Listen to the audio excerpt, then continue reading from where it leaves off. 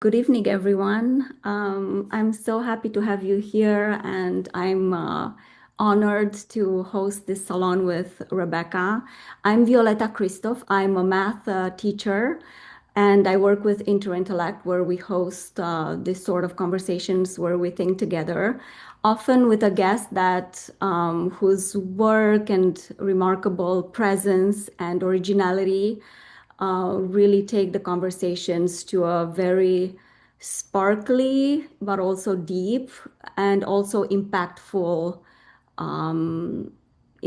for our lives, for our communities' lives. And I think Rebecca is just that. Rebecca studied philosophy at Barnard and at Princeton. She received the MacArthur Fellowship and she was awarded the National Humanities Medal by President Obama. I'll tell you why she matters to me in very short. I was reading in graduate school on the verge of writing my PhD thesis. I was reading her husband Steven Pinker, which I didn't know was her husband then, but I was acquainted with him because I studied linguistics. I was reading his book on style just to be able to write a better thesis. And as an aside, that worked wonderfully. All my reviewers said that my thesis didn't read academic at all. It read really well. So this is a great book, by the way. But he was describing how, in reverse engineering the best writing, he was describing how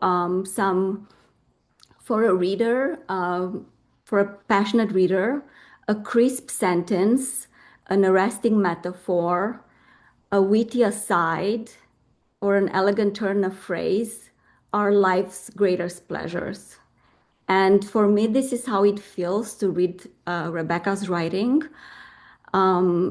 She feeds two wolves in me. One is just like really craving analytical rigor, but at the same time, like poetry and lyricism, and I get both from her writing. It feels reading her sentences that I feel something, but I also understand something, and that's I think she's my favorite contemporary writer in that respect. Um, so tonight we're going to talk about the mattering instinct and the mattering map and all concepts related to mattering, which Rebecca has been circling since the early 80s with her book just out of graduate school, The Mind Body Problem, which was a fiction book, unusual, but it was then that one could already see that serious philosophical ideas can be arrived at via fiction. Um, and I feel that's like an important feature of her writing. It feels like her characters don't state philosophical views, but they embody them, they live them. And this was very obvious for me in the fiction book I read of hers first, the 36 Arguments for the Existence of God, a work of fiction, which I was telling her just before I started the meeting, played a very interesting role in my personal, spiritual, and intellectual journey. And then I read Incompleteness, which like really, really struck me with its beauty and its depth and the strength of the philosophical science arguments and the rigor again, of course. Um, and the mattering instinct feels like for me both the conclusion of a personal journey, but also where everything comes together, is weaved together. And because she takes on a question that we all feel, but we're either not preoccupied or not equipped to address with the sensibility that she and rigor that she does, which is how can anything genuinely matter in a post religious world, in a fully naturalistic world? And she answers this question very beautifully, very carefully, and very touchingly. Um, and that's what we'll explore today. The way the salon is organized is I'm gonna talk to Rebecca for the first half an hour, address some questions, or the first half of the meeting. And then we're gonna open the floor to questions and discussions. And if you have any questions in between then and when I open the floor, please feel free to log them to put them in the chat, and I'd be happy to address them and address as many as possible. Um, very happy to have you, Rebecca. Well, thank you so I'll much. I'll start with just asking, what is the mattering instinct? How do you define it? Um, well, I define mattering to mean deserving of attention. We talk about what matter. We talk about who matters. Uh, and in both circumstances, I think what we're talking about is deserving of attention. And we don't want to waste time and attention and energy on things that don't matter. Sometimes we judge what matters by its consequences, but sometimes we just talk about intrinsic mattering. And for example, here in the States, the phrase Black Lives Matter, for example, ignited an entire movement. And it wasn't, when we talk about lives mattering, it's not because of some consequences, they intrinsically matter. So that's this extremely interesting notion, this notion of mattering. Very grateful to the English language for having this verb to matter, especially since it's also used for the noun, this very stuff of the universe, the physical stuff of the universe. In the book, I talk about how that happened in English, which is also an interesting story. But what I mean by that mattering, I think we talk about what matters, we talk about who matters. And what I call the mother question of all mattering questions is the first person question. Do I matter? And we can help. It's a matter of biology. In fact, it's wired into our brains to feel and to act as if we matter, to pay ourselves a tremendous amount of attention, more attention than we pay anything else. But we can ask that question. We can step outside of ourselves and ask the question, yeah, but do I really? Do I really matter? Is my mattering commensurate with all the attention that I give myself? And that's what gives rise, I think, to what I call the mattering instinct, this sort of reflective question that we alone of all the species can ask ourselves, and that causes a kind of uneasiness that we want to address. We want to, in some sense, justify ourselves to ourselves by what we call living a life that's meaningful in our own eyes. So it's really about our relationship with ourselves. That's what I mean by the mattering instinct. And without it, life feels empty, purposeless, incoherent, meaningless, and hollow. Yeah, and this is exactly what struck me the most about your definition, about your approach, is that there's this dimension of it being very personal and also being very realist.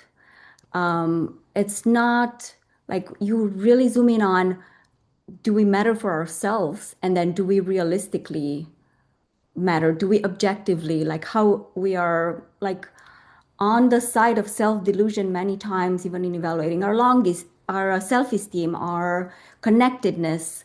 But as it's a very, very private question that we can even, I surprise myself asking it to myself and kind of like feeling the lucidity to actually be able to answer it and feeling confronted with a serious question. So, and I think this is one of the most interesting contributions of your book, that it does this lift to making it objective, and then to explore that object. What are the objective Yeah. criteria for doing that, and Yeah. bring it into normativity. So yeah, I'm very curious how you arrived at this realization. Yeah. It's interesting because when I went into philosophy, it was from the sciences and math. And I went into the very technical aspects of philosophy of science, philosophy of mathematics. And the whole sort of question of these existential questions were scorned on by the kind of philosophy that I went into, analytic philosophy. What very precise, don't take on big questions, don't take on more than you can chew, little questions of analysis. And that's, what I felt comfortable doing. Um, and I think, and then this novel came to me. I was still untenured. It was crazy. And my husband at the time was a different husband, and Stephen Pinker had said to me, "Are you crazy? I mean, you're an untenured woman in a male-dominated field. You're going to write a novel? You might as well just, tattoo on your forehead, 'I'm frivolous.'" And but here came this novel and this character who wasn't me, and it was very exciting to me, this kind of entering into a different subjectivity. It's weird hearing someone else's voice, and as it grew in me, I saw that there were philosophical problems that I wanted to explore, and I wanted to explore them outside the methodology in which I had been trained. I wanted to be a little vaguer about it and a little less precise. And my character was such a character. She was not as precise as I was, not as, and in any case, and she was different. It was a different subjectivity, and that's all terrifically interesting to me, how that happens. It happens when we read novels too. We identify with the character and we kind of become them. Anyway, the editor who acquired the novel said to me at one point, that was our first meeting, actually. He said he had already bought the novel, and he said, "I don't really understand your character. She's very smart. She's very funny. She's sexually desirable. She has lots of affairs. And, but she's so miserable. She's so unhappy." And I was able to think about her unhappiness because in some sense I was outside of her. I was inside her, but outside of her. And I thought about this deep question from my editor. And then I heard her saying, "I don't matter in the way that I most want to matter." She was the one who, who led me to this in some sense. There's some part of my mind that I wasn't willing to take so seriously because it wasn't math, it wasn't physics. Anyway, it wasn't logic. Yeah, so it's a strange kind of thing. And then I had her, or I guess I, form this whole idea of the mattering map, that there's this map and different regions of the map. People who live in one region, what matters the most to them is, say, being a great intellect, a great mathematician, perhaps. She marries a great mathematician. In another part of the mattering map, it might be, the domestic arts, being a wonderful cook and keeping a beautiful home.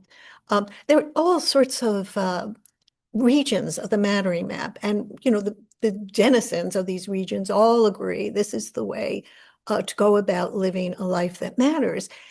And my character's problem, as she made it clear to me, was that she could have lived in a region of the mattering map where being sexually desirable made her feel like she mattered, or being a very pretty woman, or being, very bright.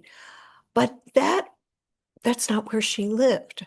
Her region was a different region. And in that region, her mattering to herself in her own eyes was doubtful. And so she married what she wanted to be, which was, a kind of genius, um, somebody who could make a substantial, generative contribution to intellectual life. And she had doubted that she could do that. That's how all of this came about. This was more than 40 years ago.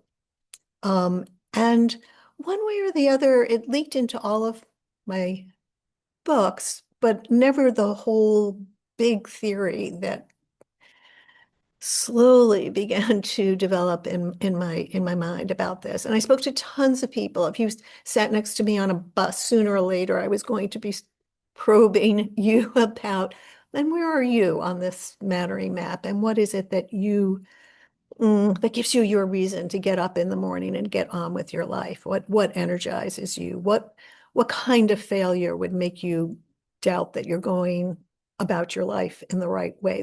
Those sorts of questions. And it was just the most fascinating thing to talk to people about. And just about one quick story. I was waiting in a Manhattan hotel lobby for a friend, and this guy comes and sits next to me, and he's trying to pick me up.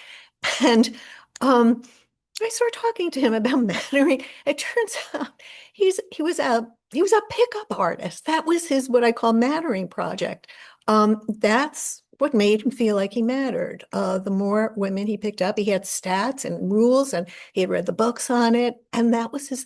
So this is to me so interesting. How that we all share this longing to prove to ourselves that we're worthy of all the attention we give ourselves, but we go about it in such different ways. And this leads to some of, I think, the deepest, differences and controversies and conflicts between us. But, bravo for our species, for feeling that we need to justify what nature gives to us, that we feel ourselves deserving of attention, but we want to justify that. That makes me that makes me respect and respect our species, even if we go about it very wrong, which many of us do. And it is like feeling awe as well, which is a lot of your books have that. There's Yeah, this awe at, even at the religious transcendence, at the mathematical aesthetics. I feel there's this gentleness and awe that like exudes from your books. And yes, you mapped out so beautifully the domains or the continents of flourishing, uh, socializer, transcender, heroic striver, and competitor. And yeah, I think, and the continents are all surrounded by the sea of longing. And yeah, one of the things you say about this longing is that in a way it cannot be satisfied though. And you mentioned the poet who won Berryman, who won everything, all the prizes, all the fame, but he committed suicide because he didn't matter for in the domain of flourishing he wanted to matter. yeah. Um, and yeah, I think that's the nature of this deservingness. Can we ever um, completely answer it? No, that's why it's a longing. That's why it's a longing. Can never really, we have, if we're honest with ourselves, we have to live with doubt. And, I think, some of the most dangerous regions of the mattering map are regions where people will brook no doubt and not about their own lives or about others. Everybody ought to be living as they do. And they can go so far in some of the regions as to say if you're not if you're not sharing my view, or if you can't even, um, you don't matter. And terrible things can come from that. So I think this longing to matter, this mattering instinct. It's not strictly speaking an instinct. It's the combination of two instincts, as I explain in the book. But it's this longing to matter gives rise to some of the things that are greatest achievements and greatest atrocities, which isn't surprising because I think it gets to the heart of what we are, that we are matter longing to matter. I mean, I just love the English language allows us to do that. Yeah, I feel the pun is so lucky because it feels like it does the philosophical work that you um, seem to be doing and arriving at in the book, where you do in fact talk about there are some normative ways in which we can establish that we matter, and there are, you could go and root them in physics, in entropy, and we could talk about the objective criterion being for mattering being acting in ways that reduce entropy as expansively as possible in directions where we strive for gentleness and for caring and not for cruelty, for beautiful things and not for ugly things, for compassion, for clarity instead of confusion, for being in the know than being in the dark. So you do take the courageous step of solving it, which I find, of solving this question. And it's very magical that it's actually captured in the pun at the beginning of your book. Yes. Yeah, no, it's going to make translation very difficult. I've already faced this problem, that Yeah. English has this wonderful pun, but there are ways to get around it.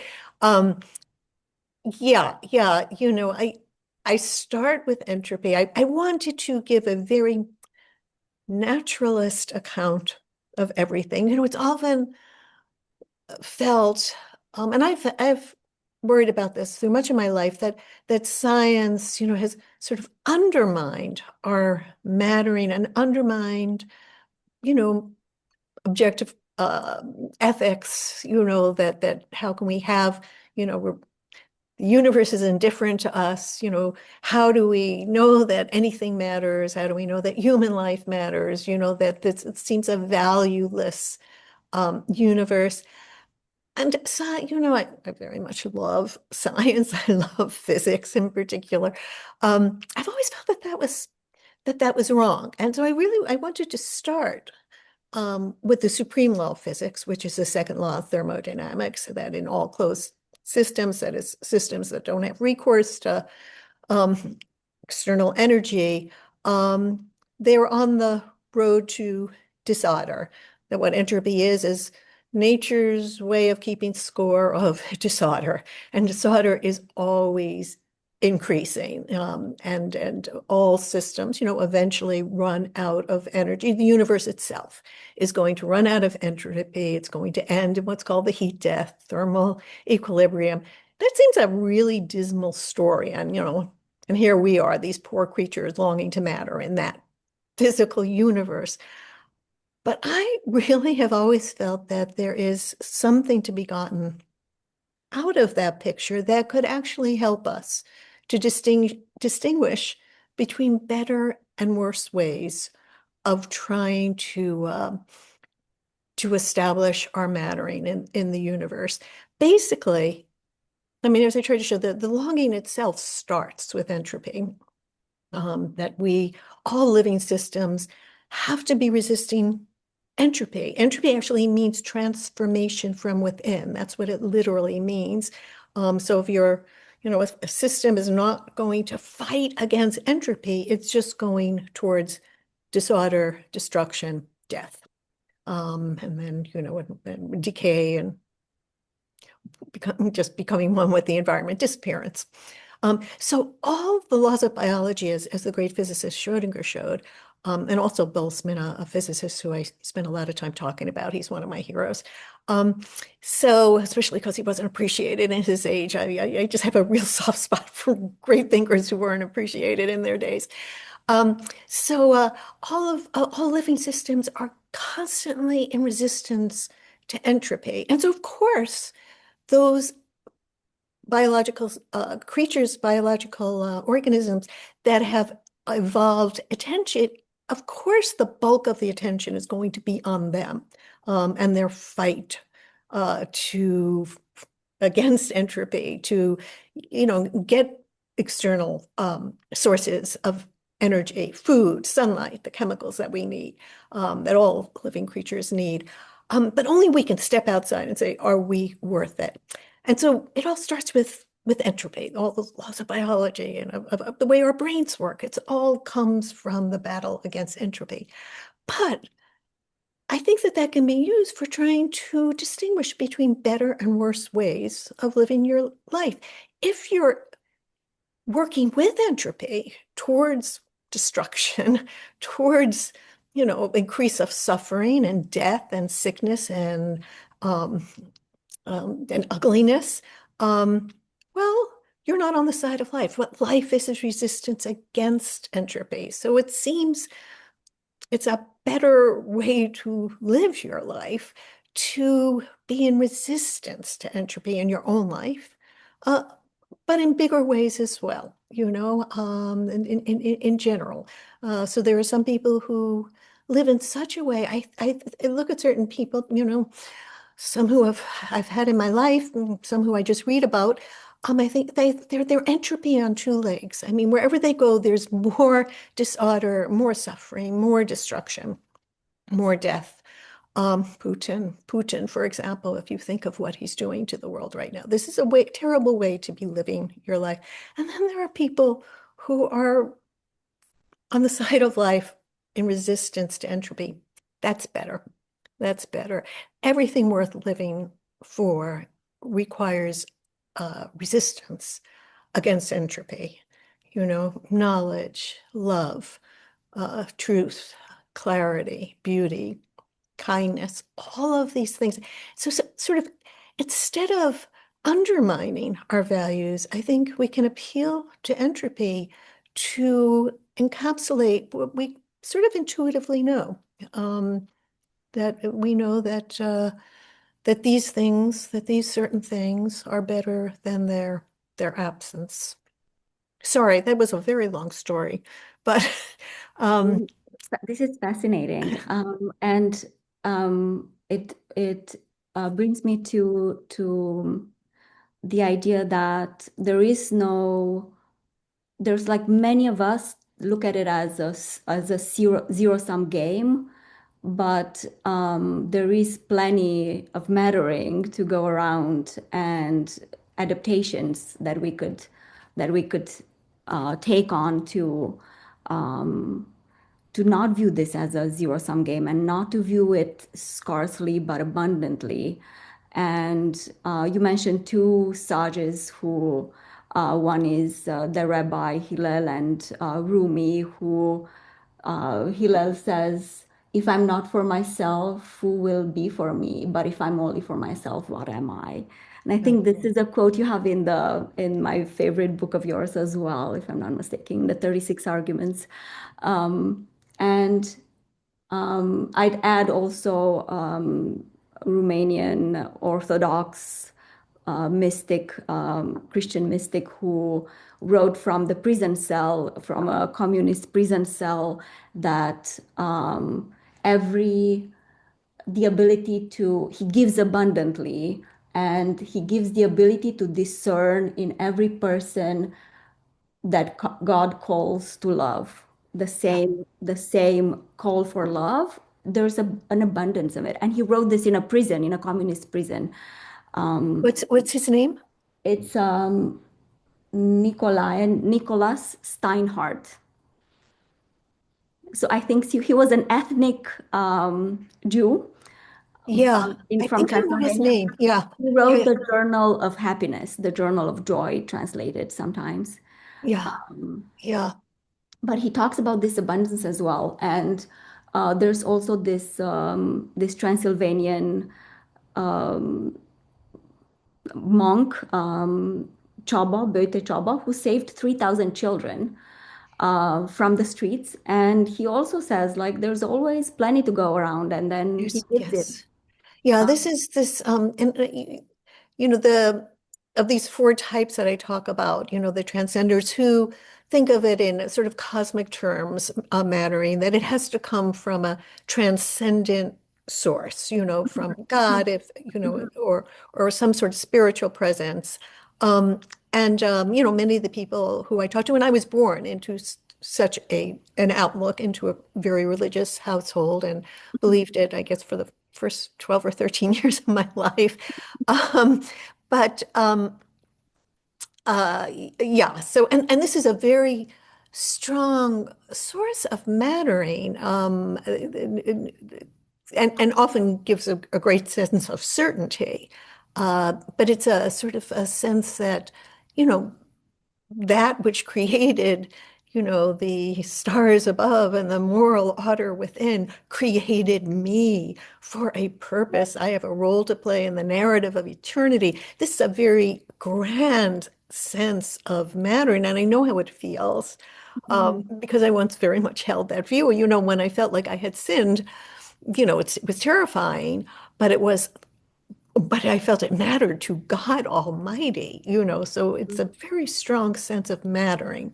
And I don't mhm. think any of the other ways can equal Can that come sense of close, yeah. mattering. Yeah. Mm. So it's a kind of a loss when you Yeah, yeah. lose it. It's not an argument to have that, to go that way, because I mean, the universe is the way it is. It doesn't take its orders from us and our need to matter. It is what it is. And if you come to the view that, you know, that's an that's not a transcendent view, it's a naturalist view of that, then you have to accommodate yourself to that. And there are plenty of ways to do it, you know. Mhm. Then the heroic strivers who I talk about, socializers, relationships with others, a lot of people have that way of going about it, healthy and unhealthy. All of these ways can go very wrong.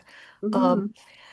but then there are the competitors, and they're the ones who always became a little self-conscious when I would talk to them about mattering. I have so many good stories about this, um, but, and it's because they really understand mattering to mean, this is psychologically, emotionally, how they feel mattering more than others. That's what satisfies their longing. They have to have the sense that they matter more than others. It might be individually, or it might be because of the group that they belong to. So, for example, I talk about a former neo-Nazi skinhead who's now a friend of mine. Um, but he felt that he belonged to the master race. And so, his race mattered more than these other races. And that's was so very important to him in establishing his sense of mattering. So, there are those who have this sort of, as you say, a sort of zero sum. The more that others matter, the less I matter.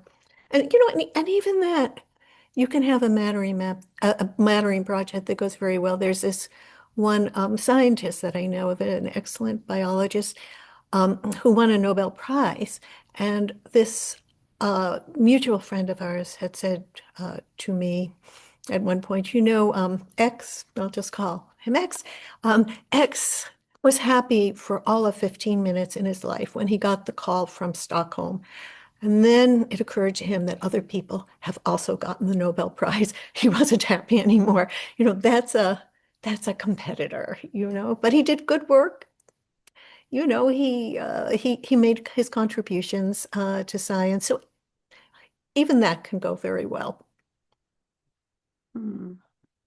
Yeah, I'm gonna open the floor to questions soon, but I have a question that I wanted to ask you before we move on. You talk about how we feel subjectively that we matter and how we need some objective confirmation that we do. And I want to map out with you maybe some like actionable, practical um, map, let's say, of how if things are the other way around, where there are some ways in which people objectively matter, where, they're a good parent or they're a good NICU nurse or they're a daring entrepreneur, but you can't convince them for the life of them that they matter to themselves. And I mean, we could talk about the reasons why that is, where, Yes. maybe from early childhood, or Yes. maybe there are different types of errors that prevent them, like maybe early childhood trauma, like I said, or like not being in the right domain of mattering. So some of them, like where they think they should be. Yeah. So already, I think your book does a lot of this work of like even being aware of where Yeah. you should be. I think it's a big move. But then, what are other maybe like society-wise incentives? And this brings me to the paradox that you mentioned, the parenting paradox, where study after study, mothers say they're not happy, especially when their children are young. 88% of them actually, and then they think that when they're asked if they have a meaningful life, they all say they do. So you make the point that it's a category error, Yeah. but it's not like we're measuring different things. Where when we're measuring if mothers are happy on a day-to-day emotional level versus whether they think they have a meaningful life. And my mom was like that. In fact, when I was very young, I thought of her that she's sick, or I had like years where I thought that maybe she has a terrible disease because she's in such a bad mood all the time. Mm, But at the same time, it was not like I did not feel loved. It yeah. just seemed like she was somewhere on the spectrum, or like more like difficult to show in some ways of love. And but turns out years later, and as we grew more towards a common way of messaging to each other, she's telling me she's led a beautiful, lucky life. So, but she was so stressed under communism, and it was so difficult for her. She was working all the time, but she's a very serene and happy grandma. So, Mm, let me go back to my point where, okay, on the day to day, how do we help someone who objectively matters yeah. to align? And like for the parenting paradox, I already feel like at societal level, maybe with some better incentives, the two maps, the happiness and the flourishing Yeah. goals can get closer, and we do have a better everyday emotional experience. Yeah. Yeah. It is, as you've made so clear, it's really hard to be human. I mean, I'm going to order a t-shirt that says it is hard to be human. It's not enough that we have to be battling entropy, so that we can survive and to flourish. We have to justify ourselves to ourselves that we're worth it, that we're deserving of all this attention. I mean, this is very, very difficult. And then some of us choose, as I think all of us need close connections. This is a given. Connectedness is, without it, we're lonely. That there have to be people in your life who are going to pay you attention whether you deserve it or not. That's what it is to have people in your life, and yeah. And hopefully you reciprocate that you also pay them attention, although not everybody does. Sometimes it's really one way. We call those people takers, not givers, or Mhm. narcissists, or That's something of that true. sort. Um, but so that's, I think that's always the case for just about everybody, except I have to say, and maybe you could have the same experience, but having spent time with a lot of very brilliant mathematicians, some mathematicians don't seem to need others at all. They're just Mhm. really, they're in communication with the Platonic forms with the beautiful math, and Enough. people are just distractions. So every generalization I make about people, there are exceptions, and they're often mathematicians, right? So, but nevertheless, but then there's this mattering thing, which is, an additional thing. So my mother, for example, she was a mother and she gave her all to mothering, but she was really, what did she want to be? She wanted to be a musician. She had grew up on very, very poor and didn't go to college, had to go to work in a factory as soon as she graduated from high school. She had 1 year of piano lessons, and then she taught piano lessons. She was extremely musical. And I remember one of my nieces was going around asking all of us as a sort of joke, what do you want to be when you grow up? And we were all grown-ups. But my mother said immediately, and she was a really old lady when she said, a musician. And I just, my heart just broke. Sweet. And she was an unhappy woman. Motherhood was not enough for her. She lived, she breathed music. She married a cantor. My dad was a cantor, and they would sing and harmonize, but she really, so, for some people the connections are enough. And for some people there has to be there's something else, and without it, they're not flourishing. They're not flourishing. They're not feeling that they're living the life that they ought to be living. I'm just watching this um, uh, new movie documentary that's out about Mel Brooks, the great comedian Mel Brooks, who's 99 years old. And he talks, just about, was he really funny? And the periods of depression that he went through, when he was not working any longer and he wanted to make movies and just languishing, not flourishing. So it's like, I guess it's, and sometimes people, as you say, they go into something, they think that's the thing that matters the most. They want to do it, but it's not going well for them. Sometimes, as a professor, I've had to tell students that I, they're very bright. They have much talent, but I don't think philosophy is the place. It's that, it's not a good fit. The worst thing that you have to do as a professor, but it's you feel like they're going to be frustrated, they're going to be disappointed. I might be making a mistake. None of us are infallible, but that's part of the responsibility of, being a professor. And so, there's that kind of thing that can go wrong.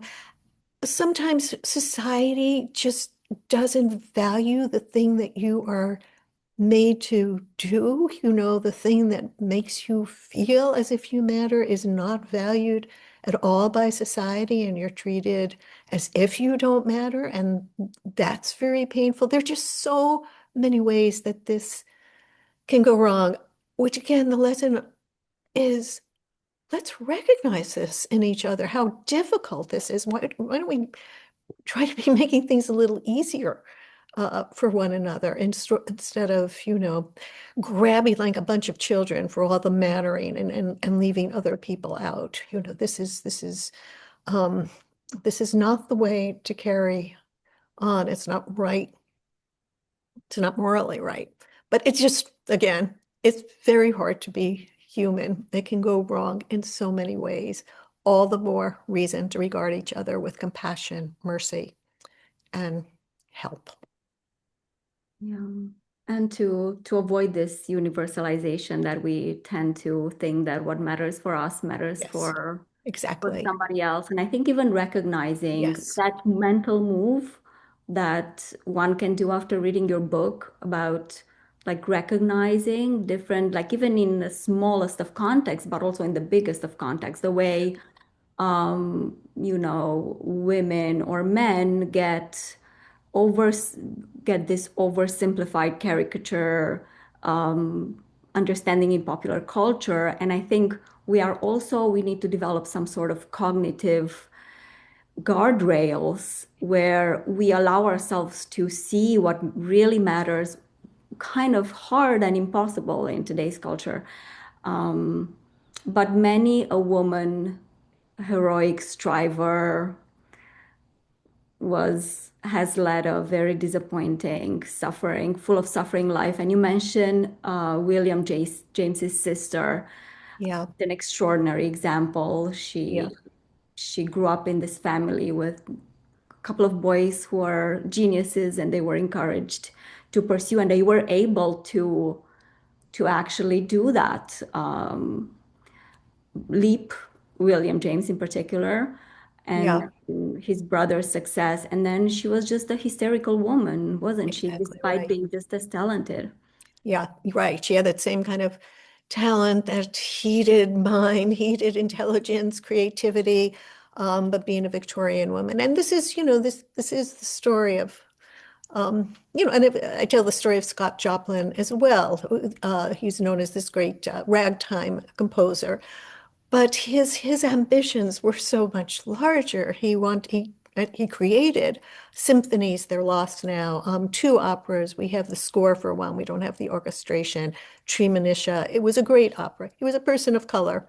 Um, in the period of Jim Crow in the United States, where and and he lived, a tragic life. He died a poor pauper. He put everything, all of his his own personal wealth into this opera Treemonisha that was had it was very, very ambitious. He was trying to use the great art forms of European opera, which he had studied, to tell the story of post-Civil War, the Black experience. It's an amazing piece of work, and was, could never get it produced during his life.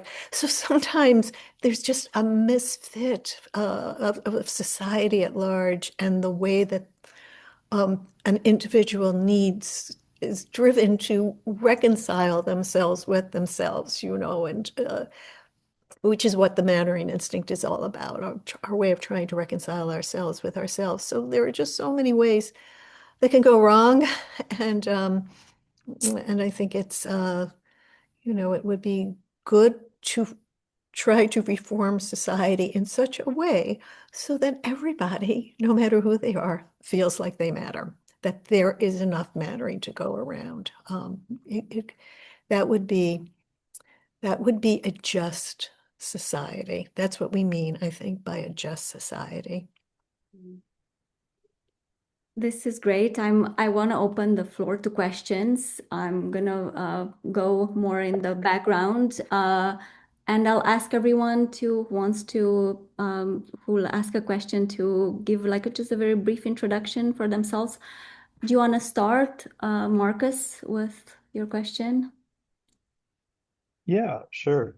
Um, yeah, thank you for the conversation here. Um, I'm Marcus. I work in civil engineering, but have interest in urban design, and then from there I have an interest in like structures of cities and organizations and institutions.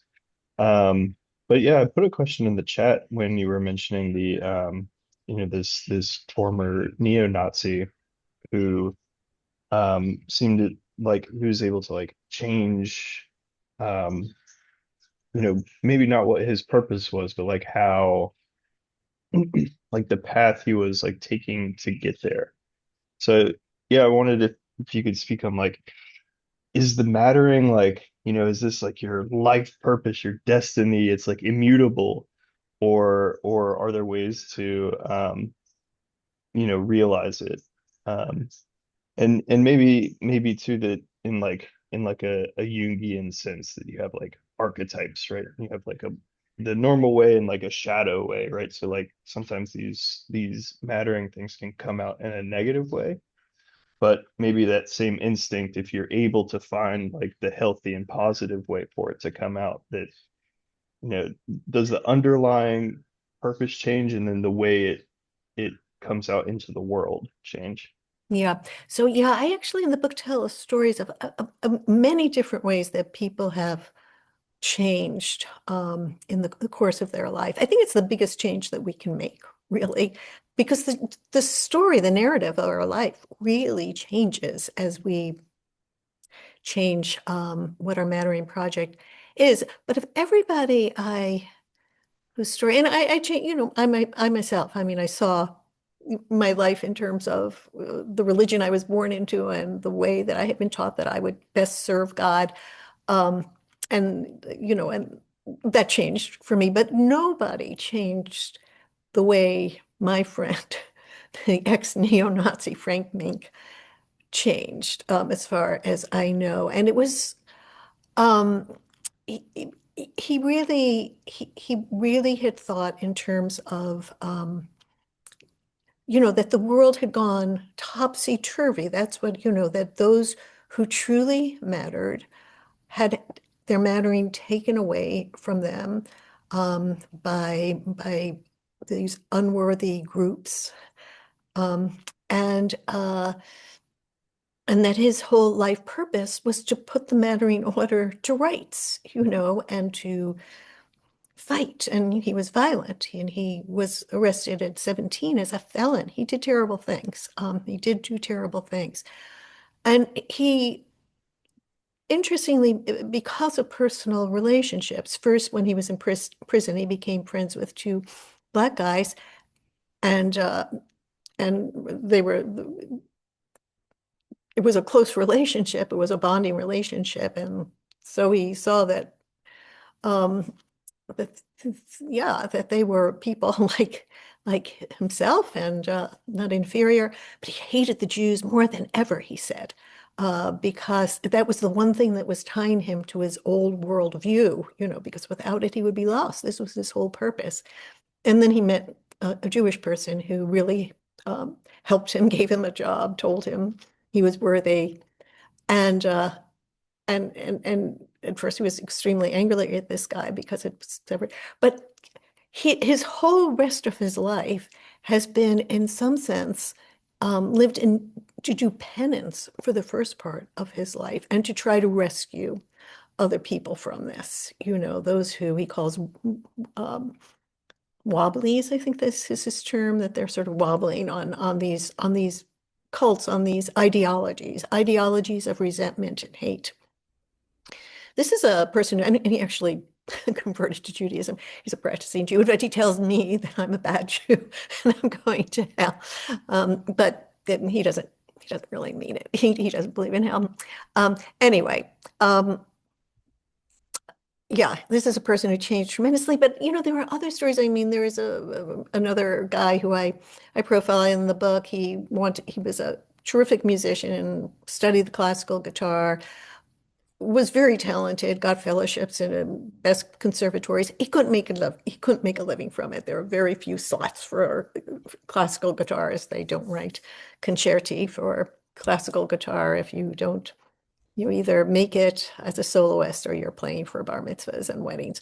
Anyway, after a period of tremendous depression, in fact, he couldn't listen to music, which had been his life. He couldn't listen to music for many years. He became a writer, and he's a very good writer. His name is Glenn Kurtz. You can look up his books. He got a doctorate in comparative literature. So he changed. He's still what I call a heroic striver. And he's still an artist, but he changed the art form. And so, there are big changes, little changes. In the case of Frank Mink, the ex-Nazi, it was really a moral change. That's such a huge kind of change. I would say in general that there are two ways that your mattering project can be going wrong. One, if it's making you unhappy, if you're feeling more frustrated and disappointed and rejected day after day after day. I mean, a lot of us can put up with a lot of that, but if it's just not, it's just draining your energy instead of energizing you, that might be a time to rethink it, talk to others, perhaps. And the other way that it can go wrong is if it's morally wrong, if it's your mattering at the expense of other people's mattering.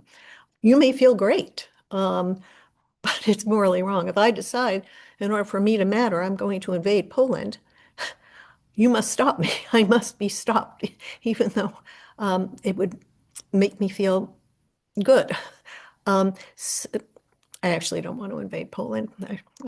But in any case, so, those are, I think, in general, the two ways that your mentoring project can go wrong. And, sometimes you need help from friends, from family, from therapists. Um, and sometimes uh, you need a moral breakthrough. The most important moral truth, and it all comes, I think, from the longing to matter, is everybody matters to the exact same extent. In the way that it matters, it's exactly equal. None of us matters more or less than any others. If we could just get that through um, people's feelings and belief systems, that would be a good thing. That would be a, a, a way that we would have a better chance of widespread flourishing. I'm feeling very much that I'm on my soapbox tonight. And that's just because I've been reading the news all day. And reading the news all day, you really, It was not a good weekend for news this it's not a weekend. good weekend for Really. news. That It was makes very you weep. It discouraging. makes you weep. Yeah, yeah. So But I'm yeah, I was looking forward to the energizing, energizing, exactly. energizing discussion Yes, in the yes, salon, and it felt like re-going through some of the parts in your book was really encouraging, but also explanatory. Um, in the way divisions just grow bigger and bigger, and there's no way forward. There's just trickling down mattering, like you yes. said. That's not the good kind. Not the good kind. No, no, it's just not the good kind. It's not worthy of us. Mm. It's not worthy of us. Mhm. Um, yeah. Um, it, Uh, it yeah. can be done. It could be done. I mean, of course, I believe very much in trying to get clear about things. To me, that's always the Mhm. first step, that when you can see it more clearly, see your life, see others' lives with increased clarity, that can it can change the emotions. That's the Spinoza in me, that's the great philosopher Spinoza. Change the ideas, and you will change the feelings. You will change. Um, so yeah, that's all It that I does can feel like offer to the this. it This is does all feel that I like the heroic striver in the intellectual domain has a really optimistic view of ideas and the ability for ideas to change people. Yeah, but it is so hard. The thing that you say, the universalizing, it comes almost as naturally to us as the instinct itself. Because, I mean, if I'm doing it right, if I'm objectively doing it right, shouldn't you be doing it that way too? And the mere fact that you're not is an offense to me. You're in some sense challenging my way of living. No, there are many ways to go about it. Just be decreasing entropy, and you're doing it the right way. As Rumi says, there are so many ways that we can get down on our knees and worship beauty. There are so many ways that we can worship beauty. Find the way in you to do it. I find your way of approaching all the stories, even like with a positive or a negative valence in the book, is so compassionate. You tell the story of the MAGA activist who, with so much empathy, a woman who was dumpster diving to find proof for elections rigging, and how she too, as an 8-year-old girl, was motivated by the desire to matter, because if anything we do doesn't matter, what's the worth of living? And Exactly. then she latched on to the trickle down mattering that you described, where some hungry for power people can convince other people that they matter in a certain way. Yeah. And it's Yeah. it's a tragic story. It's a Uh, tragic story. Yeah. I don't know what has become of her, you know, but yes, it is, um, that is the thing. I think it's for me very useful. It's easy to feel anger or hatred, how can they not be? But, that is the way of entropy too, anger, these negative emotions. I mean, in me, it really, I don't, some people seem to get off on anger. I don't like the feeling of anger and hatred. Um, but to just see, wherever there is a human life, there is a longing to matter. And to be able to see that is the first step. Even when it goes terribly wrong, even when somebody is following a way that is really not good for them and not good for other people. It is, I think, the first step. So, and there is, a kind of compassion in it, I think. So it's, for me, it's like my little Zen exercise that I go through whenever I get very annoyed and outraged. It's like, okay, but let's you're right see it. in that you're not condescending about it, and also you see it in bigger minds like Erdős saying that the purpose of life is proving and conjecturing. Yes, We exactly. all do it, like the working class woman and the biggest minds being this universalizing about their goals in life. Erdős Yes, that you live to prove. exactly. It's very natural, and we have to be aware of it, Mhm. in ourselves.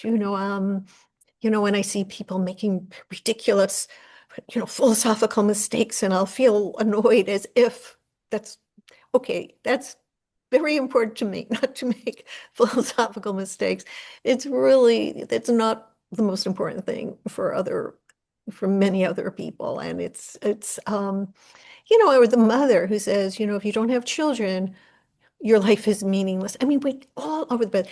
I collect these statements, I'm very interested in these universalizing statements and it's all across the Mannering map. I've found them, that the strong man who says, if you can't do a deadlift, you have no reason to be alive. It's just so interesting, that these statements from all across, or the unexamined life is not worth living. Well, says you, Socrates. That's how you lived your life. Yeah. Carrie Ann, do you want to ask your question? It's very interesting. Sure. Hi. Um, I was a philosophy professor for 25 years, and this is a topic I'm very interested in. Uh, my question will come from my expertise in being an Aristotle scholar. So, a lot of what you were talking about here about resisting entropy, I think, is consonant with his approach in the ethics. So, the question I have in the chat kind of is animated by that. I was wondering, if it's a case that we can distinguish self-worth, a feeling just worthy to be alive, Yeah. from self-esteem that you can actually live up to successfully living. If you comprise those two apart, would justification that you want to give for mattering be about self-esteem? And so you could leave self-worth intact. And if you could do that, would that resolve some of the tension that people feel about uh, thinking they need to justify their existence? And so they sometimes do these things that are harmful rather than saying, look, I have this nature, let me actualize it. Kind of like Aristotle's great-souled man, who doesn't compare himself to anybody. He just tries to live Right. his best life. So Yeah. Yeah. Yeah. Well, you know, um, Aristotle, you're right. I mean, my great love is Plato, but in terms of this kind of thing, I think Aristotle, that the whole idea of eudaimonia, which is, the psychologists have finally caught up with this idea that there's episodic happiness, um, but then there's a sense of your life as a whole, living, um, and the psychologists now call it life satisfaction, and they test it in two different ways, the episodic happiness but Aristotle says, that of course it's not just, pleasure or amusing ourselves that we're living, that we're really living for, because why then do we put up with so much suffering and frustration? And that seems to me to get very, very close to this idea of what I call the mattering, that there are different ways that we try to do this. And some of them really set us up, like being a philosopher, for example, for a tremendous amount of frustration and disappointment. Philosophy is really, really hard. It's very, very hard to make any progress in it. I tell the story about Wittgenstein, for example, personally, such an interesting guy. And he was he seemed so miserable. He had very, very high standards for others, for himself. So he was always sort of outraged and didn't feel like he was doing good work. And then the last thing that he said when he was dying, he said to his doctor's wife, he was living in their home, and she stayed with him until he lost consciousness, was, "Tell them I had a wonderful life." And Malcolm, in his memoir of Wittgenstein, says this is so mysterious, because he was always unhappy. He was always, but it was that sense of what he thought was worth trying to do, and he was doing that. But I don't think it can get rid of the um, the difficulty of being human, because it is that we really are trying to justify ourselves in our own minds, and that makes us values-seeking creatures, because we need norms of justification, and we're going to disagree on the norms of justification. We are going to, I can tell the story in terms of, physics and biology and neuroscience, just at the point where we become values-seeking creatures, but then once we have this, and I think that's really where our free will comes in, when we can choose these values. But there is uncertainty about it, and we're going to disagree about it in terms of, what is, so the pickup artist, well, I think that's not a very good, or I don't know, the person who's collecting rubber bands and making a big, he wants to get into the Guinness Book of World Records or something, and that's going to make him feel like he matters. I mean, if it's doing it for him and he's not doing any harm, that's okay. I might think it's, look at it and think, what a waste, but I hope I wouldn't. But we're going to disagree with what it is to live a life that truly matters. Because it is something about justification, I actually think it raises us to a very high level. That's why it's so tragic when it goes wrong. When a person is living in such a way that they are increasing the misery of the world, increasing the suffering and ugliness. It's because they have wasted something that really matters, which is their life. So I think the uncertainty is built into this. I don't think it's avoidable. But we would have to talk more. Maybe you could persuade me otherwise. But to me, I just come back to there is, and that's why it's a longing. It can't be put to rest. We can never know. Even the transcender who is sure that they feel the love of their God, they could be wrong. They could be wrong. This could be a delusion. All of the ways that we have of doing this could be wrong, but that doesn't matter. I don't think that matters, as long as we do it in a way that's creative and not destructive. Would you draw maybe a parallel? I can't resist this temptation to Gödel's proof that we can prove the consistency of a system from within the system. Yeah. We Yeah. can prove that it works. Yeah, yes, that we are, in our longing, we are incomplete. We are incomplete. We can never know for sure. And We can't know for uncertain. sure in math. Thank you very much for your yes. I mean, that's one of the reasons that I'm so fascinated by Gödel's incompleteness theorems, that there is that the something can never be closed. And I think it's brave, creative to live in the face of that truth, of that doubt, of our uncertainty. Um, and when I'm not a moral relativist, I think there are bad ways of doing these things, going about it, and many, many good ways of going about it. But it is uh, yeah. The sort of objective mattering, who knows, I mean, yes. Yeah. Yeah, I think you were very convincing, even in establishing Gödel as definitely rejecting the postmodern relative evaluation as the solution to not being able to prove within the system. Yeah, no, yes. That always, in my little region of the Mandarin map would make me very angry that people misinterpreted Gödel as a postmodernist. Yeah, yes. I mean, yeah. But I'm yes, it's open. a beautiful parallel. Yes, we are incomplete in our deepest longing. Neil?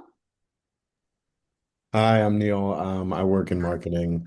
What are your thoughts on when mattering is often about mattering more and how important that is?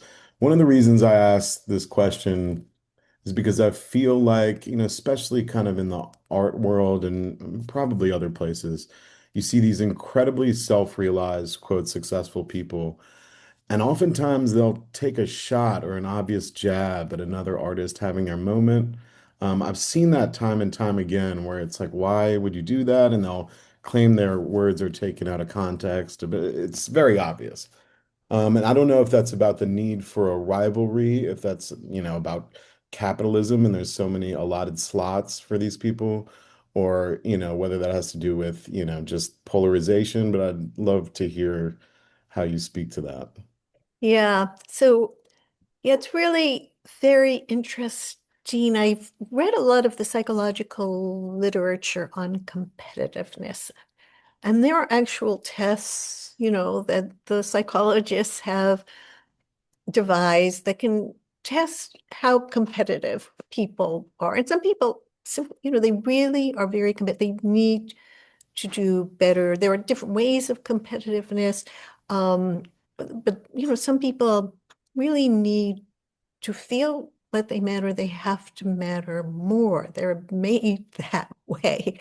And I think it's again, I feel really sorry for them. I think it's really, really hard because it puts you in an adversarial position. If somebody does something good, they're taking something away from you. If you think about it, that's nuts. They're not taking something away from you. There are people can all contribute in one way or another.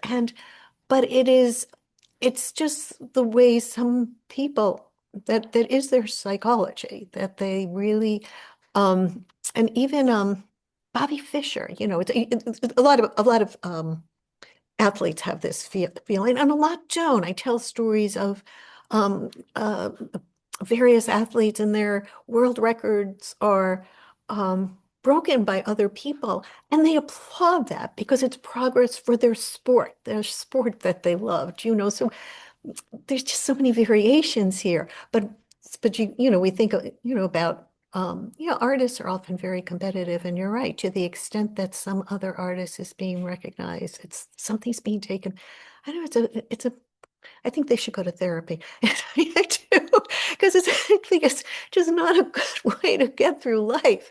But and I've known philosophers like that, by the way, very belligerent philosophers. They got to knock down the other philosopher, come to with a counterexample and knock them down.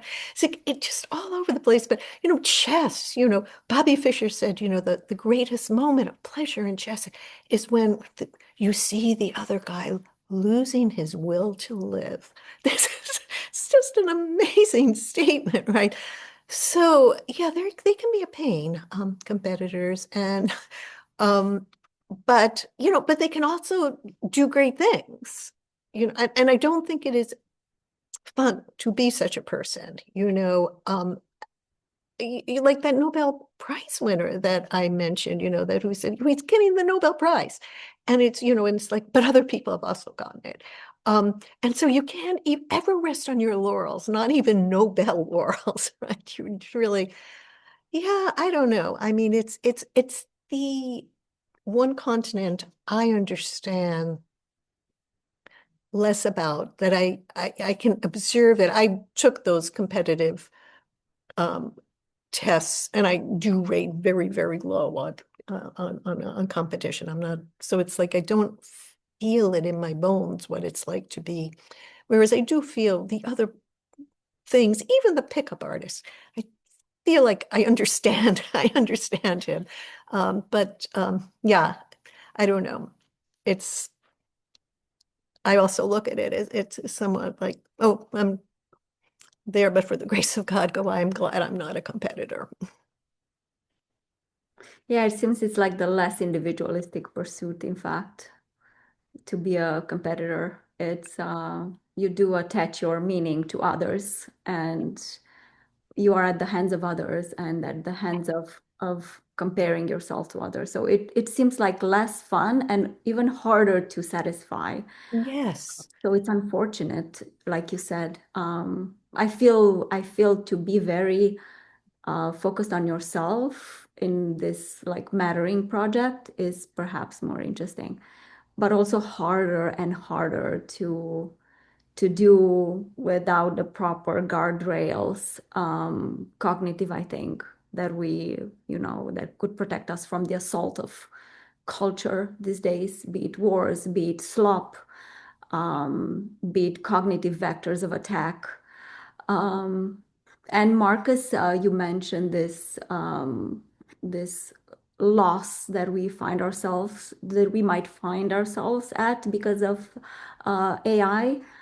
How do we, Rebecca, what are your thoughts on buttressing ourselves from the loss of meaning and of mattering with Yeah, with yeah, new form of intelligence?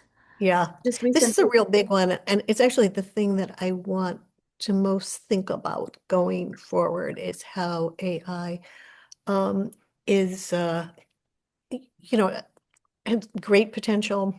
I know um for good, but also that I think the unease that many of us feel about it is that that one of the most fulfilling ways of going about trying to matter is creativity. Creation is you're adding something. It's creativity is counter-entropic. And if AI is going to be doing it better, thinking better, writing better novels, writing better music, painting better pictures, um, then that might, be a threat to some of our most our healthiest ways of trying to deal with the mattering instinct. But we'll see. But I think it's something to be aware of. I think wouldn't it be marvelous if I talk about heroic strivers, and heroic strivers are not trying to impress other people, but they have certain standards of excellence in mind, and they want to realize those standards, and that will reconcile themselves to themselves. And again, Aristotle, I quote him in the book. He gives a beautiful explication of what it is to be a heroic striver, as he was. I mean, he was both, and it could be intellectual, it can be artistic, it can be athletic, it can be ethical. And, to be a saint is to be, whether you put it in religious terms or not, is to be an ethical, heroic striver. And when I'm feeling very, very hopeful, I think, well, wouldn't it be amazing if the way that we deal with AI, taking away some of our ways of dealing with our mattering instinct, is that we all decided to do something that AI couldn't be, that we become ethical, heroic strivers. That's how we deal with this challenge. That would be nice. That would be a very human, lovely human way of dealing with this. But we'll see. We'll see, how it plays out. But it is, I do think it's a deep, it's going to be a deep challenge. If I'm right that this mattering instinct is so formative of what we are, that we are matter, longing to matter, and and the right way to do it is to be counter-entropic and to be creative. And if these machines start doing some of these things better than we, that's going to be a challenge. For myself, I would love to see it being answered ethically. We just devote ourselves to making each other's lives better. Wouldn't that be nice? I love this proposition of being moral, heroic strivers. Moral, heroic striver, yes. Yeah. Sophia, did you want to jump in? Yes, hi, I'm Sophia. I'm studying classical voice. And you were talking earlier about competitors and about, like being competitive. And I was wondering if you had any like advice, because, for example, for me, it seems very abstract to think that everyone matters the same.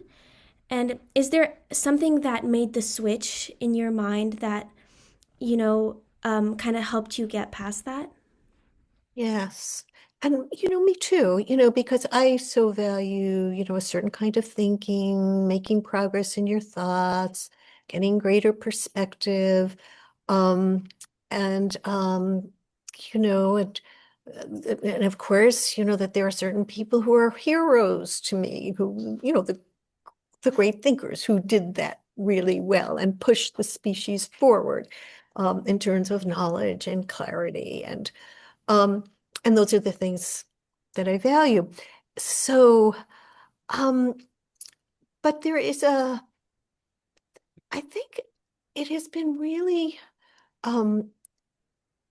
focusing on this longing to matter, which as far as my very informal research goes, I didn't go out with questionnaires and all of this. I've just been talking for 40 years to just about anybody who will tolerate me talking to them about this.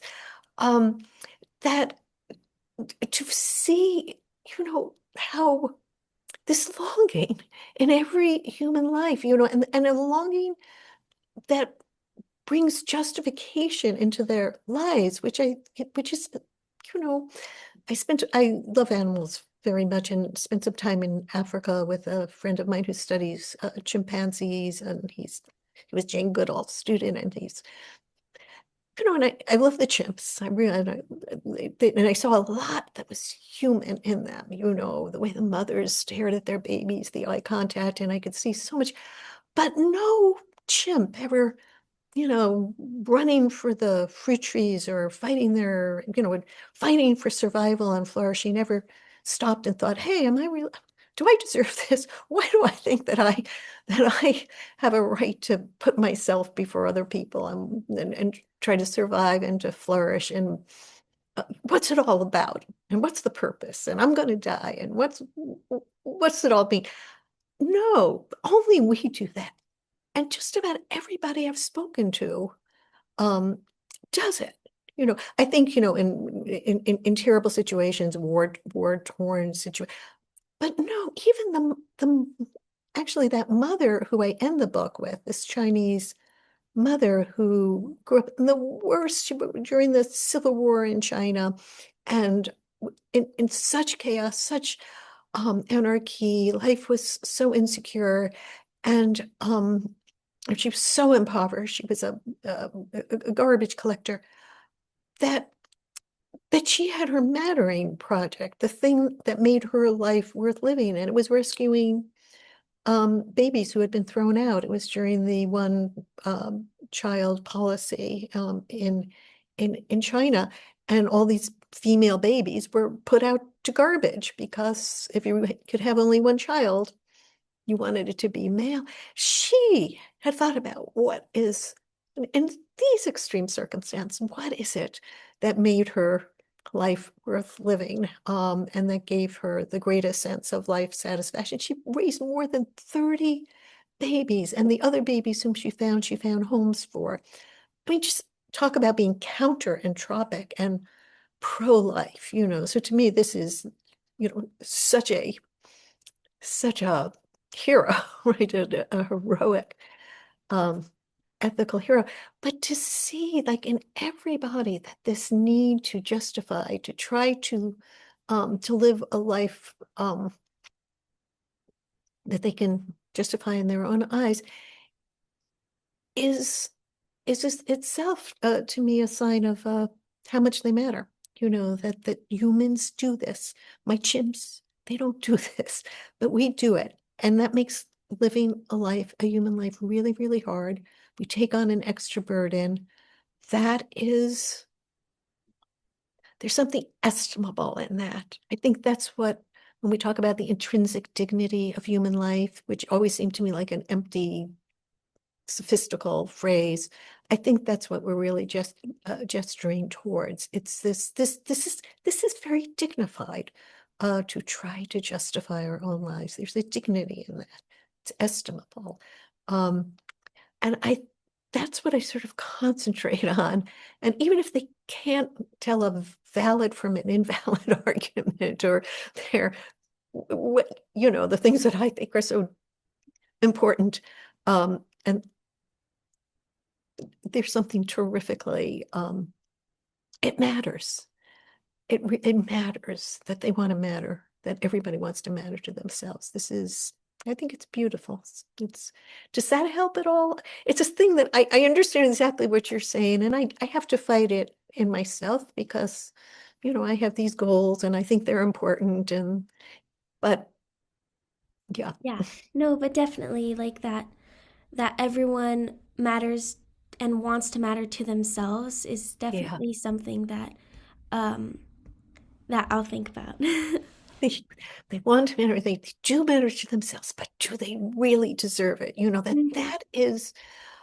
That's what we're saying when we say, do I matter? And I know we don't want to get, well, no, I'm not gonna actually, I was gonna get political, but let's just keep politics out for the moment. But it, I think some of the terrible political divisions that we're seeing in the world, and certainly in the United States, come from, people who feel that they don't matter, and feel like others have robbed them from it.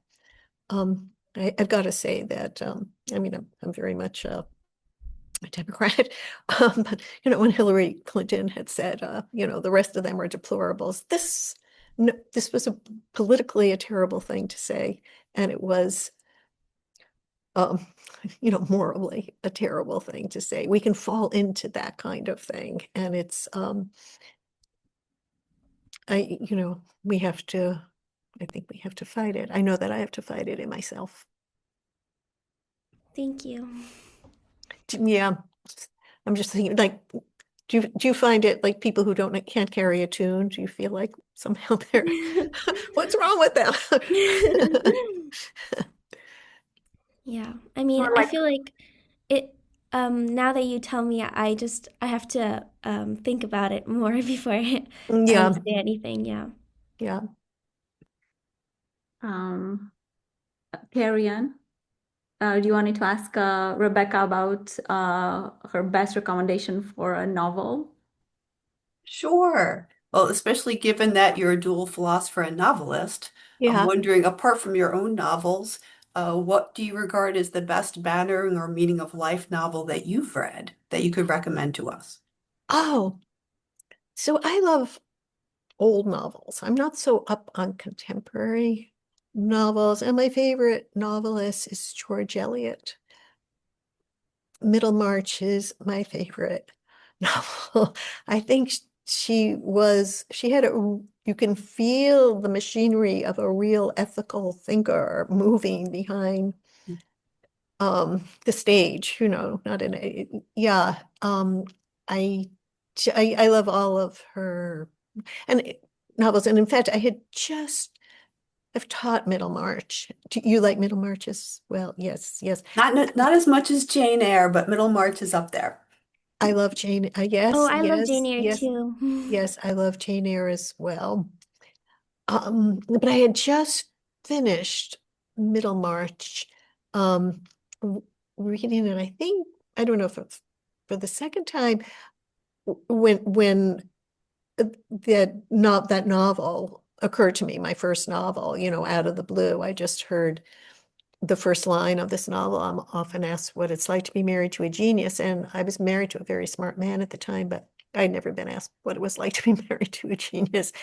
And I knew it was the first line of a novel, but it was because I had just finished Middlemarch, and I thought, God, this is an amazing thing to be able to do moral philosophy while moving you with a story and characters and, just involving you in a plot in that way that novels can do. I just thought this is such a great thing to do. I wish I could do it.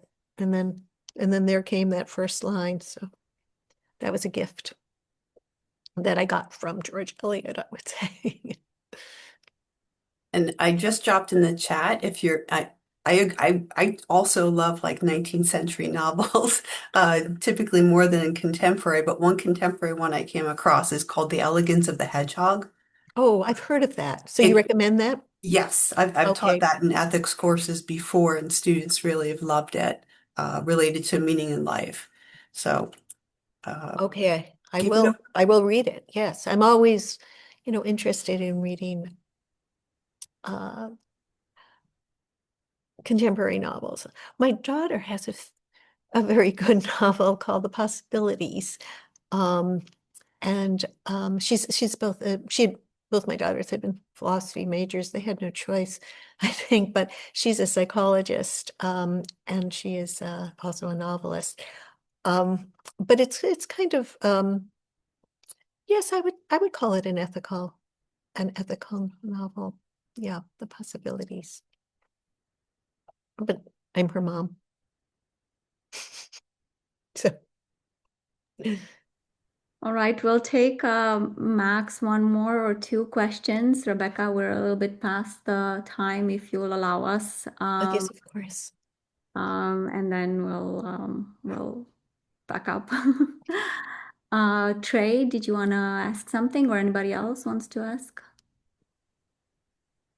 I'll ask real quick, and you don't have to answer because if this gets off topic, but as a college professor, have you noticed the reported decline in current students' ability or desire to read more than, a page or three?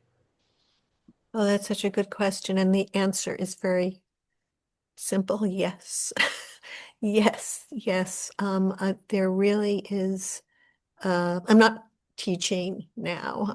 I'm no longer teaching, but even, I guess, last time I taught was 5 years ago. And I was really surprised at how resentful many of the students were at the heavy reading list that I had been assigning for many years. And it was before AI had really come onto the scene. But I'm told by many professors that, that sort of the the analysis of texts has declined. So it's not just, the abundance of texts that students no longer take on with glee, resentment, but just the analytic ability, and often they will give it to AI, I am told, to analyze for them. And this is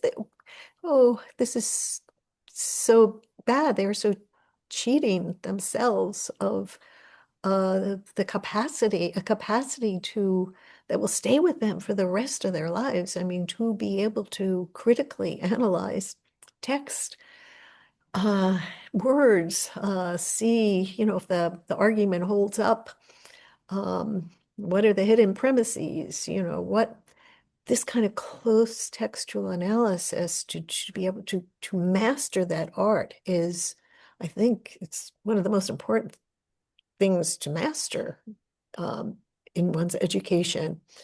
And, again, not to go all political, but how can we hope to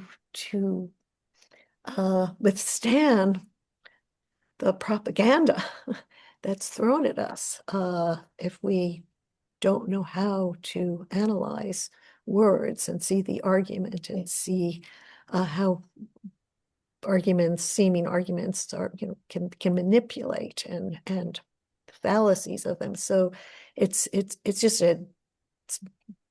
just sad for the students themselves that they're not mastering this, but it's going to create tremendous difficulties for our democracy, for our very. I probably could have asked that better because I agree with everything you said, but I'm also thinking about it. Reading to me has allowed me to explore, different worlds, different times, Yeah, even different careers and, different prospects.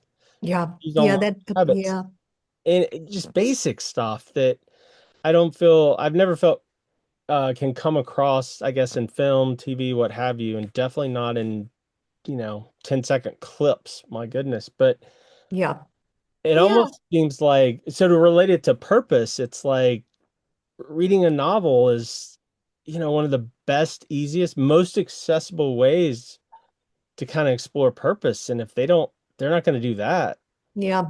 Access to other minds, that we all, it's part of what it is to be a moral person. And, part of what I'm talking about here is, we'll have this mattering instinct. We go about it in very different ways. That means we have very different subjectivities. We really are inhabiting very different ways of experiencing the world. And one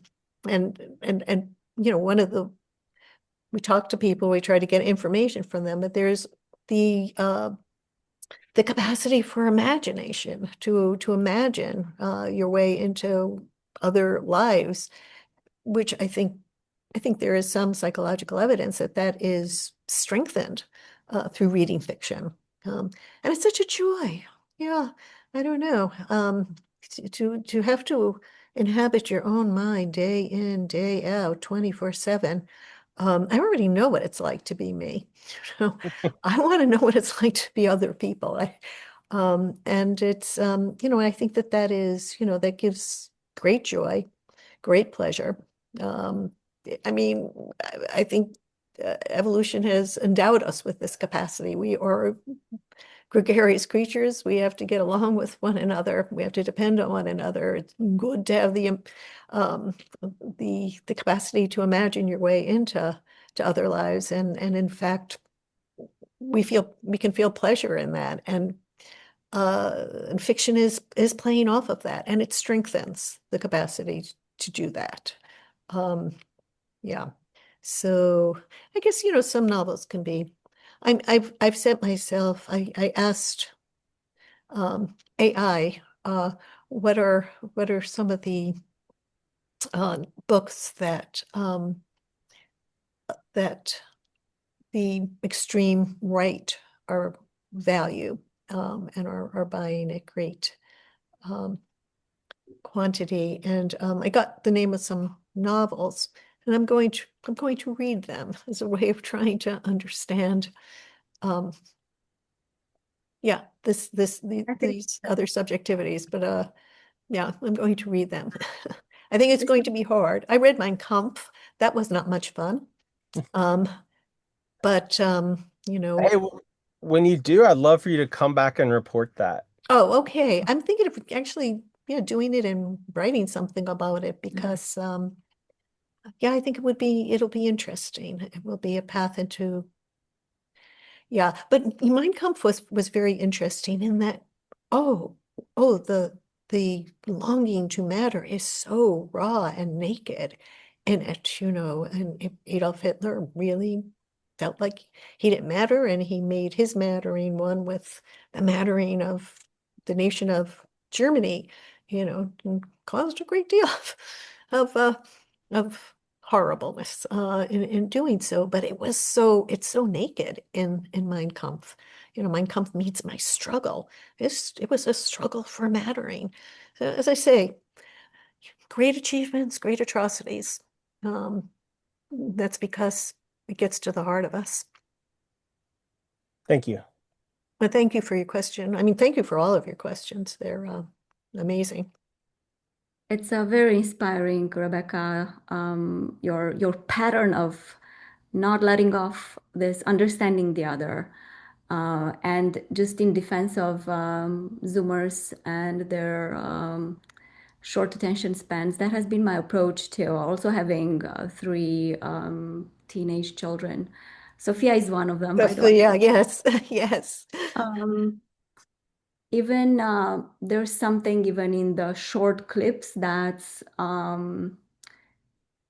very interesting and allows us to see the other's experience. It's like a 10 seconds or even less, um, like peep into somebody else's life. And there's some isomorphisms that you could get into, in fact, very deliberately on the side of the tech who's producing this, where depending on your choices, you run into more and more such isomorphisms of situations, categories of things, and there's some understanding there. And I've seen many young people changed.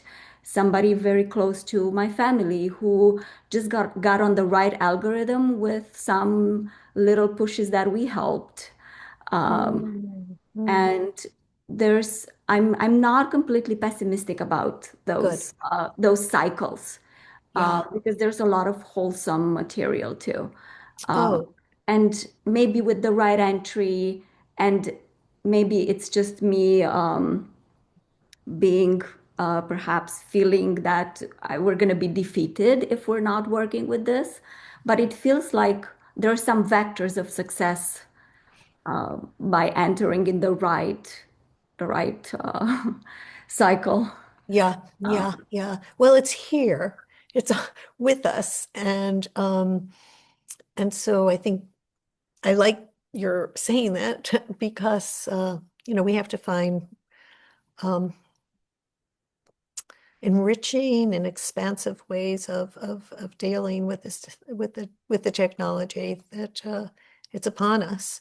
Mhm. It makes me nervous that some of the people who have developed it don't allow their children to use it. That has made me, yeah. So, my kids are grown up, and I often think I'm glad that I don't have this facing me, but I do have two grandchildren. I do worry. They're too young for me to have to worry about this sort of thing. And I have been, I do, uh, listening a lot and reading Jonathan Haidt, who really sees tremendous Mhm. dangers here. But I don't think even he is a defeatist. He just thinks that, it's here and it's Mhm. big, it's important. He calls it as the next big bang, it's that Mhm. important, and that we have to not just passively Mhm. guide in, glide into it, but Yeah, and it starts with understanding, understanding, with yes. clarity.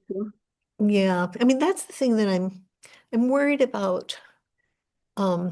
these things encouraging intellectual laziness is, it's intellectual laziness is a tendency in general. It's hard to think. It's really hard to think. It's frustrating. And I'm worried about these technologies encouraging laziness when they are demanding of us the exact opposite. We can't be lazy about them. So I guess that's all I would say. I haven't really studied it enough, but I really plan to. Yeah, so let me close with this question then, Rebecca. Where are you on the mattering map right now? Is this the start of something new for you, this book? Um, And like place yourself, tag yourself. I see you as a heroic striver, but I am a heroic striver, yes. um, Um, do you see yourself I want changing? to change society. That's what I want. I want there to be enough mattering to go around. I want us to deal with each other with some compassion and understanding, empathy. I don't know, you know, how to do it. I'm not an organizer. I'm a very shy person who just likes to sit in my room and think is what I like to do. Um, but yeah, but my first idea was to think maybe these ideas could be helpful and to try to get them out. And I'm fighting my nature. My nature is, as you say, it's very shy and introverted. I'm trying to fight my nature and talk to people as much as possible. I like to talk to people, but I like them to talk to me. I'm a very good listener. And that's how I get all these stories, I just listen. And it's a very good way to deal with being a shy person. Just ask people about their Mandarin and they will talk, because it makes them feel like they matter if you're asking them how they go about it. So it's a very good way of dealing with shyness. But yes, I'm trying to battle my own nature, which is, I'm accepting all invitations to talk and yes. Um, yeah, and that is hard for me. Yeah, so I would definitely like to do more salons with you, Rebecca. So maybe you could come talk to us. I would certainly love to. This has been so much fun and challenging, because every one of you asked me questions that I haven't gotten yet. And I'm a very, when Carrie Ann would know that, in philosophy, people would always judge people. Are they fast on their feet? Are they fast on their feet? And I'm not fast on my feet. I think very slowly. I'm thinking about the same thing for 40 years. I'm very slow. But it's so useful to me to get questions, and then I can go back to my room, close the door, and think about them. So forgive me if I haven't given you adequate This was questions to your quite answers to your wonderful. challenging questions. This was quite wonderful. And this is how we do it here at Interintellect. We're thinking together Yeah, slowly yeah, and with spark and with joy and with understanding, aiming for understanding. We understand here together. So beautiful. this was wonderful for us, and I hope you had a good time. And I want to host more salons with you. I would love that. And you say you're in Montreal, right? I'm in You Montreal, are in and Montreal. maybe we would like. I think you're in Boston, right? We're in Boston, but my sister-in-law lives in Montreal. We usually go to her Passover Seder, so maybe we can Oh, that would connect. be great if Yes, I'll get in touch with you, and maybe I'd really like to meet you in yeah, person. me too. In Me Crete as too. well. Thanks everyone for being here. It was wonderful having you. Thanks for your good and thoughtful questions. It was quite the night. Bye Yes. everyone. Bye-bye. Thank you.